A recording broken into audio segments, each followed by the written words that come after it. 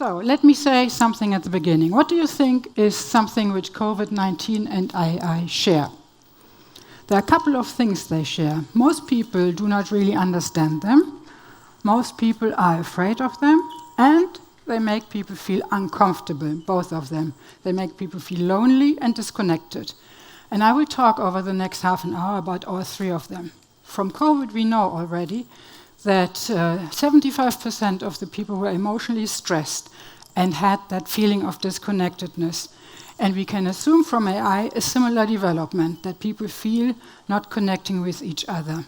So the common feature is this disconnectedness, and I think this is an important aspect which leaders need to understand. Feeling disconnected is very unpleasant, and it's painful and stressful. And we also know that it takes a long time to recover, if ever we can recover from this feeling. We have understood that from COVID, that many people have lost their aptness to connect with each other because they haven't been doing so for 3 years. So it's a kind of difficult thing, and we need to make this kind of connectedness last. So the disconnectedness is against our human nature because we are social animals. And as social animals, we cannot survive without the you. You know, the I needs the you to exist, to develop identity, and the I also needs the you to create belonging within a group, emotional belonging, social belonging, which is very important for emotional striving and growth. Now, let's go back to disconnectedness. I think disconnectedness has the problem of being a downward spiral, because we know that, for example, from social media, that people who have been using social media in extenso, that they are continuously comparing themselves with others. This comparison makes you feel devaluate yourself, and it makes you feel bad because you always think that you are not as beautiful, not as good, not as successful, not as whatever. In the latest Harvard Business Review, they talk about the fear of other people's opinions, FOPO. I think that describes it very well. The problem with AI and disconnectedness is also that people are afraid that it will replace people. So AI endangers support roles and introductory roles, that's one aspect, but it also will replace our connectedness in thinking together and sitting together, thinking creatively, because we are also giving that away, in a way, to ChatGPT, for example.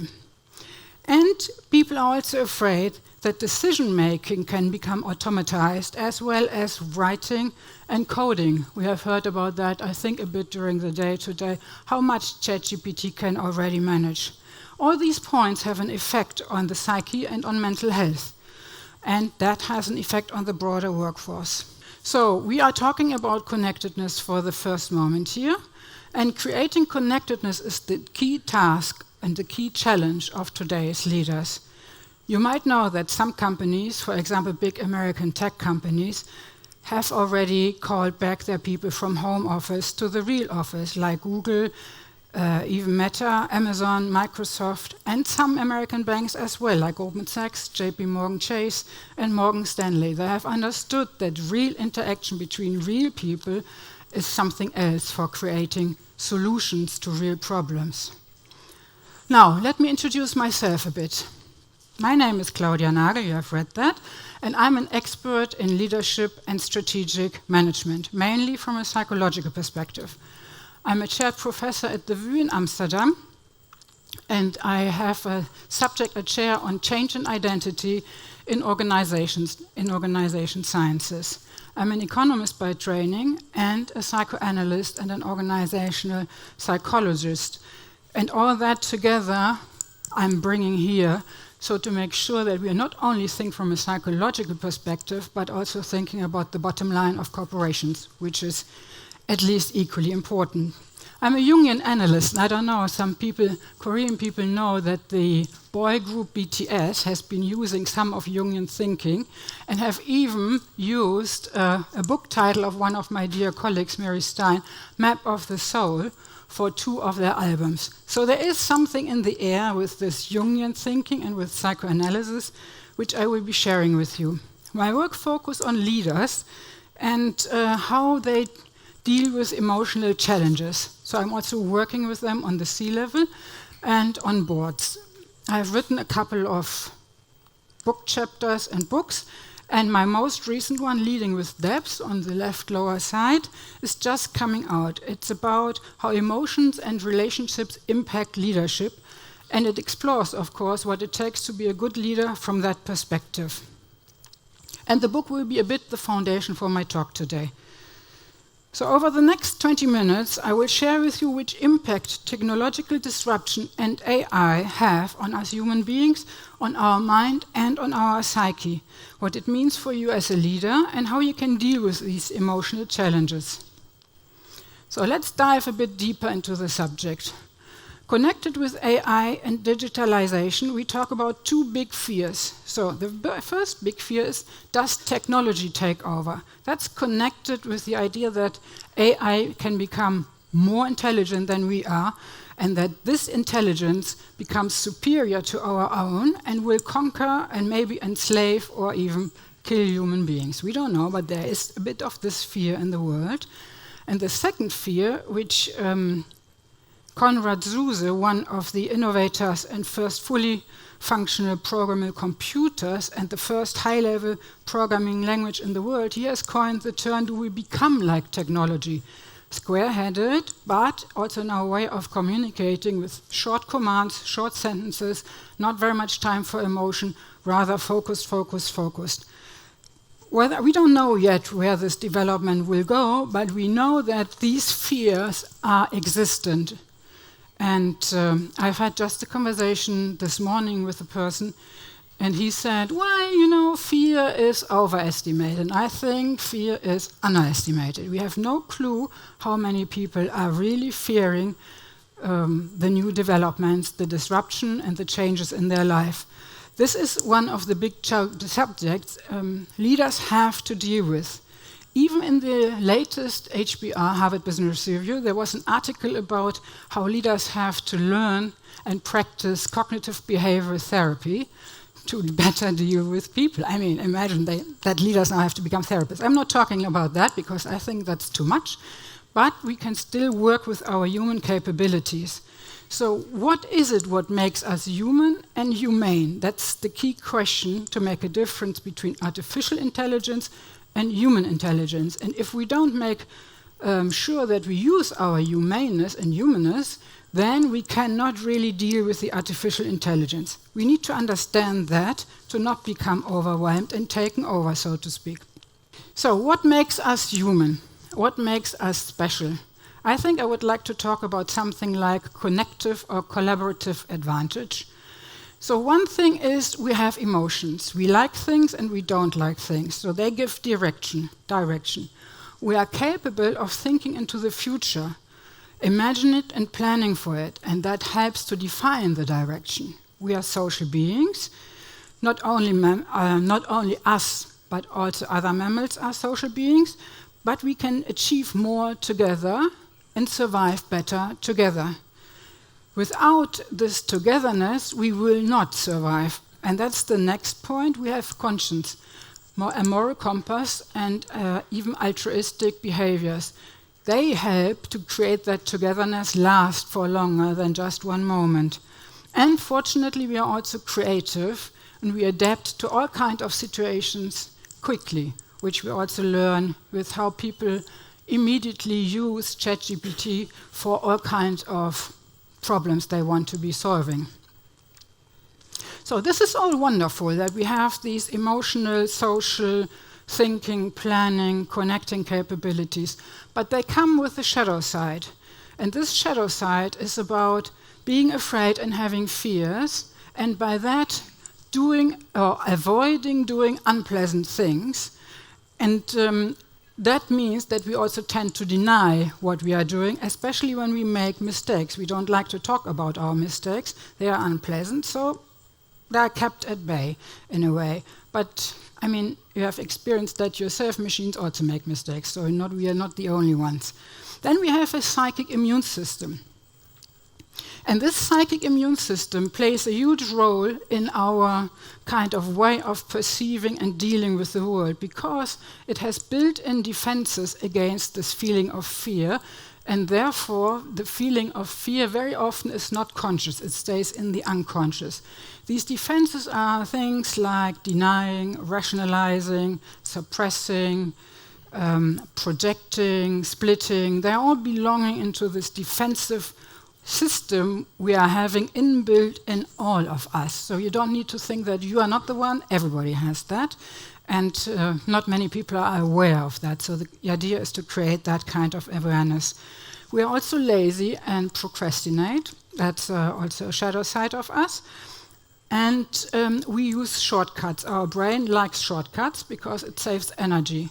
So we have some kind of biases or logical errors developing, although they also have their own sense, but we have them as one aspect of not dealing with reality as it is. This whole system is called the unconscious. The psychoanalysis has developed this term, the unconscious, already 250 years ago, but it was more and more becoming conscious, the unconscious, like saying 120 years ago. And today we know from neuroscience that what the psychoanalysis has been thinking, there is a lot of truth in that. I will share a bit about that. So the unconscious is a bit like an underwater world. We do not see it from our ego position, but a lot of things are happening underneath the surface in the unconscious. Difficult ones and beautiful ones, as you can see here with this manta thingy coming there in the back and the beautiful little colored fish. So there are all kinds of things coming together. The unconscious from a psychodynamic perspective can be protective, for example, protecting us against fears with our defenses.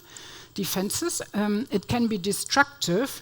Some psychic illnesses are not very helpful, like post-traumatic stress disorder. It's a terrible thing to have.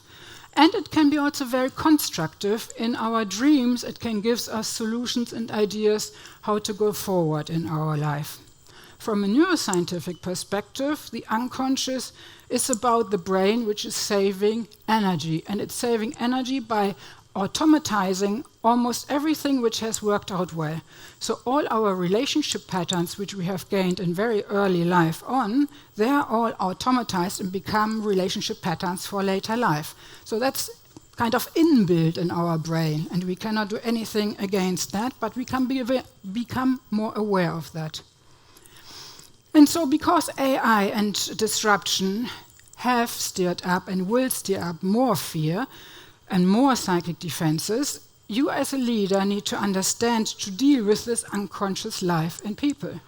It's very important that you understand the unconscious aspects of yourself and of the organization and of other people, because only then you will be able to deal with your performance requests and in getting the people together, because people have to work together. So the question is, how can you foster this kind of creativity? So let's summarize for a little moment. So what do leaders need to do? They need to integrate the unconscious in their way of leading as a concept which needs attention and consideration for the sake of the organization and for the sake of the performance of the organization. This is linked with the necessity to make use of the human setup and USP, and therefore to lead people and organizations in a human and humane way to make best of our special human capabilities. The rest then can be done by machines. The main task leaders have is to bring people together, to make them work together, connect and collaborate, to make them create, innovate and enjoy and motivate, align and finally think together. Now, when we look at what AI and continuous disruption kind of effect is having on our unconscious and our emotions and relationships with each other, we learn that it's deeply necessary to really take care of our emotional world. So our beautiful technology has a lot of emotional, psychic impacts. A number of people enjoy this. Maybe even the younger generation is full of curiosity, creativity, and have the feeling of connectivity around the world. And that is beautiful, and we shall not deny that, but now we are talking about emotional challenges. And challenging is that many people fear technology and AI, and they fear disruption, and they especially fear change. It makes them feel uncertain. Uncertainty is a very unpleasant feeling. You don't want to have that, so you avoid to have that, and then the fear goes a bit into the unconscious. So they don't know. Many people don't know whether they will manage this new world. We don't know whether they can be reskilled, whether they will lose their job, their money, their friends, their income. They don't know whether they or whether the future will bring more physical disconnectedness, and by that the feeling of homelessness. And it will bring certainly struggle with identity on an individual level and on an organizational level. So this fear, or all this package of fears, is a big threat to our economy and our welfare, because if we don't manage to learn to deal with that, all the wonderful ideas will not materialize. And artificial intelligence is only as good as the input it gets. So let's hope that we find a way of dealing with that, especially when it's residing in the unconscious. You could also see on the right-hand side, greed, envy, and jealousy are also unpleasant emotions, but they develop also when you see other people dealing easier, better with what you have difficulties with, or they're making more money out of it. So there are a lot of also difficult feelings arising from it. So therefore, we need to talk about fear and anxiety and what kind of effects that has. So fear has a negative impact on thinking, as we all know, like a tunnel vision develops, and we have less creativity. We also take less care of other people, and we show less empathy. So fear is a big threat to our human way of connecting with each other. A helpful remedy when other people are in fear is like holding hands, symbolically or physically, because that is really reducing the fear and the anxiety by showing care, attention, empathy to the other person. You have to keep these words in mind because they're important for what leaders need to be doing. Conflicts play a special role in that context because strategic thinking is always about solving conflicts. It's about choosing between different options. And choosing between different options is a difficult thing sometimes to do. And what leaders then often do is they choose one side and forget about the second and the third and the fourth option. But then we have paradoxical thinking, which helps us bring this together. We'll talk about that in a moment. So uncertainty is an aspect which results of fear, but also leads to fear. And helplessness is an aspect of uncertainty. So if you have your workforce getting stuck in helplessness, you can imagine that this is not helping your business.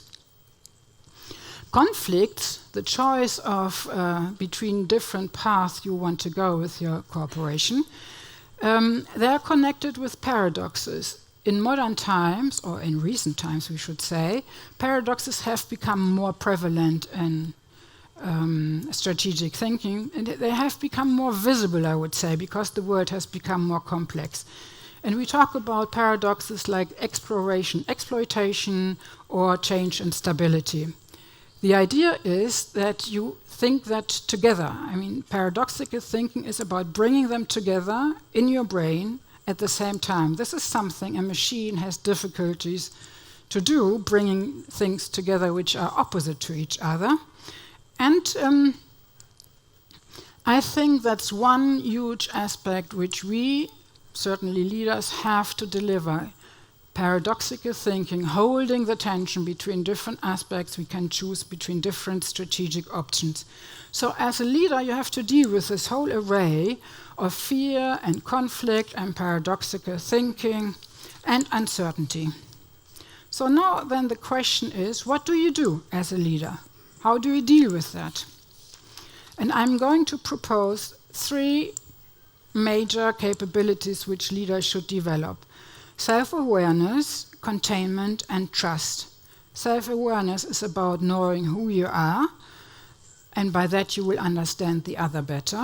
Containment is about giving people a safe psychological space, and trust in yourself and in others is very much needed to stay connected with each other. I will share a bit what I mean by all these three in more detail. So, self-awareness. Self-awareness, I must sadly say, is not very well developed between leaders, or under leaders, as we know, I think.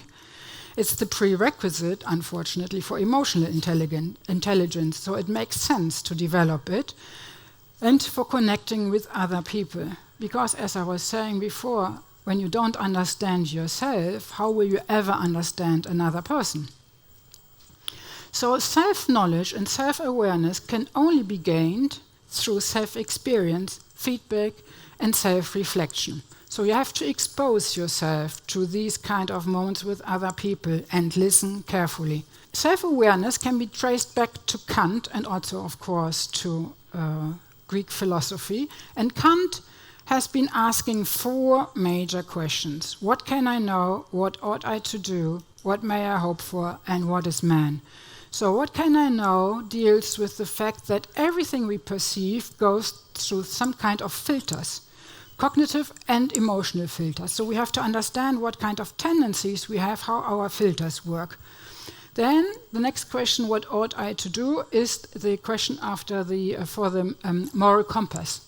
And the moral compass you have to either develop, and if you don't have it, it's time to develop it. You have to think about what kind of values you want to adhere to, what kind of moral compass you are using in your decision making.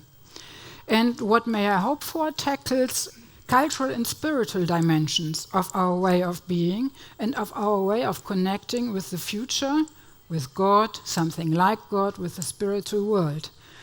And the last one is, what is man or what is woman?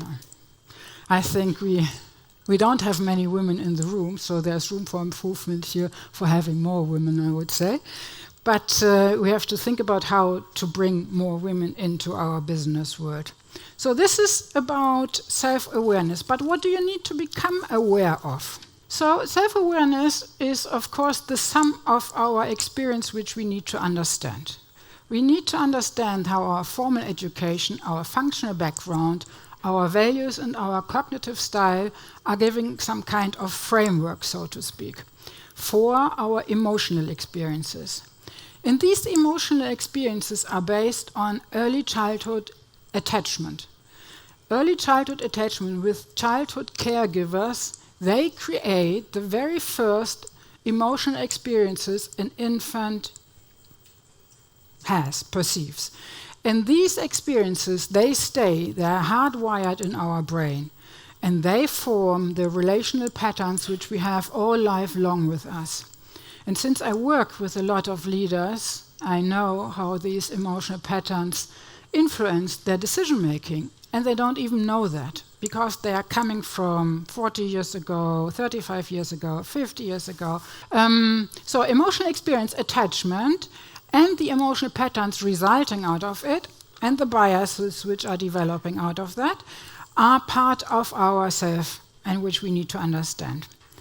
The next step is containment, and containment is as important as self-awareness because it's deeply connected with our way of human being. So a container is holding something. It comes from the Latin word contenere, and it's holding something inside. And it alludes to the idea in early childhood that the mother is helping the child, the infant, to digest difficult emotions. And this digesting of difficult emotions never stops in life because we are always exposed to emotional challenges, and containment is key. So the mother does it with holding and mirroring the baby, but if you imagine it for a leader, it's about creating a safe psychological space where people are daring to share their ideas, but also their vulnerabilities. Authentic leadership is also one important aspect of containment. It helps you, or let's say, if you stay authentic in your way of being and showing your own vulnerabilities, then it's about containing also other people's anxieties, not only your own. Giving hope is also an important aspect of it, because without hope we cannot really free the energy we need to follow the organizational goals. So hope is very important for leaders to create, and that's all part of this notion of containment. The third big task is about creating trust. Trust is very important. Trust develops also in very early childhood, and without containment, this basic trust and Geborgenheit, we say in German, cannot develop. So this is kind of the basic for also trusting yourself. You need to be able to trust yourself and your own judgment. You need to trust to cooperate and collaborate with others. And you need to trust to think together with others. And at the end, we also need to trust, as on the sea level, that people working below us are willing and aiming to follow the organizational ideas. I think that's very important, that you believe in the good of the people working with you and for you. We differentiate between cognitive-based trust and affect-based trust. As you can imagine, affect-based trust is based on emotions, and cognition-based trust has some kind of rational aspect to it. So cognitive-based trust is based on contracts and instruments. Affect-based trust is on emotional experiences with another person, and it's based on reciprocated interpersonal care and concern. So if you want to create emotion-based trust, you need to take care of the other, and their concerns need to become your concerns.